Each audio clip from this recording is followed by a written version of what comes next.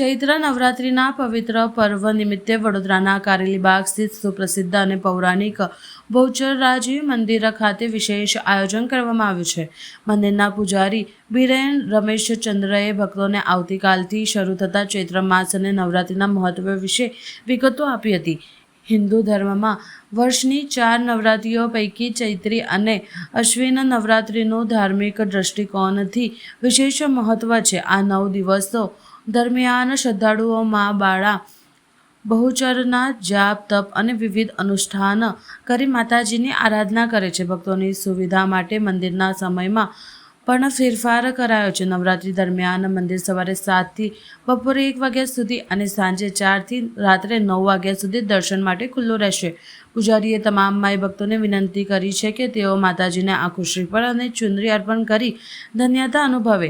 એવી માન્યતા છે કે આ પવિત્ર દિવસમાં શ્રદ્ધાળુઓ પૂર્વક કરવામાં આવતા ભક્તિથી મા બહુચર દરેક ભક્તોની મનોકામના પૂર્ણ કરે છે. વડોદરાના પૌરાણિક ધામ નવરાત્રિને લઈ ભક્તોમાં ભારે ઉત્સાહ જોવા મળી રહ્યો છે. કારેલીબાગ સ્થિત આવેલ સુપ્રસિદ્ધ અને પૌરાણિક બહુચરાજી મંદિરના પૂજારી બિરેન રમેશચંદ્ર તમામ ભાવિ ભક્તોને જણાવું છું કે આવતીકાલથી ચૈત્ર માસનો પ્રારંભ થાય છે.